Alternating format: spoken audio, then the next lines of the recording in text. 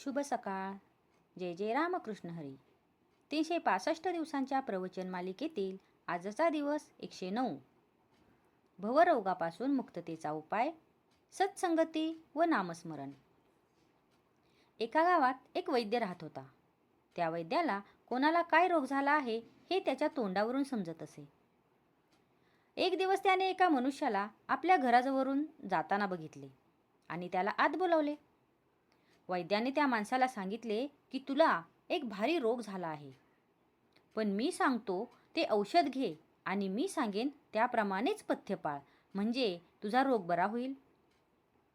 वैद्याने सांगितलेले औषध आणि पथ्य त्या मनुष्याने पाळले नसते तर त्यात त्या वैद्याचे काहीही नुकसान होते का? नक्कीच नाही. त्याचप्रमाणे संत लोक जे आपल्याला करायला सांगतात त्यात त्यांना स्वतःला काही मिळवायचे असते का? नक्कीच नाही. आपल्याला गुरु सांगत असतात त्यांचे ऐकल्याने आपलाच फायदा होत असतो.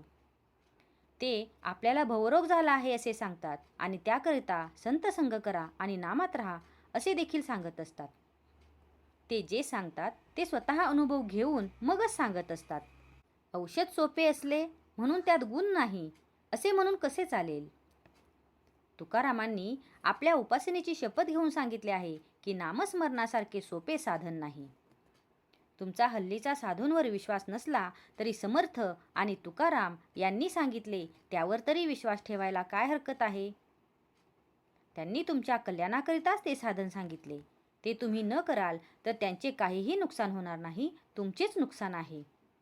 तरी त्याचा विचार करा. आपल्याला रोग झाला आहे अशी आपली अगोदर खात्री झाली पाहिजे, म्हणजे निम्मे काम झाले. आपल्याला रोग झाला आहे असे पक्के कळल्यावर आपण औषध घेण्याचे टाळणार नाही. संसारामध्ये सुख नाही असे आपल्याला दिसत असताना ज्या योगाने सुख मिळेल त्याच्या खटपटीला लागले पाहिजे. त्याच्याकरिता होईल तितके नामात राहण्याचा प्रयत्न केला पाहिजे, म्हणजे आपल्याला खरे समाधान मिळेल.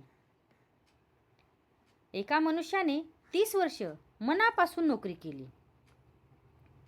तो म्हणाला, भगवंताची पूजा आणि भक्ती कशी करावी हे मी नोकरीपासून शिकलो.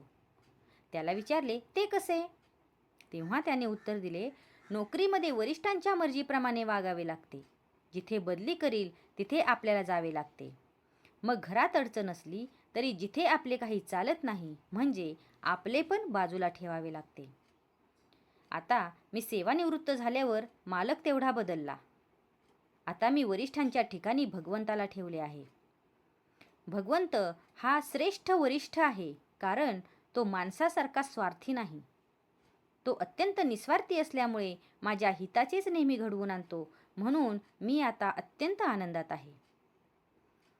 अगदी याचप्रमाणे प्रत्येक माणसाने आपल्या प्रपंचापासून परमार्थ करायला शिकले पाहिजे. हेच आपल्या जीविताचे सार आहे.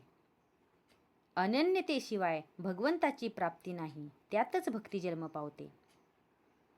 आजचा हा भाग तुम्हाला कसा वाटला हे कमेंट करून नक्की सांगा. कमेंटमध्ये लिहा. जय जय रामकृष्ण हरी.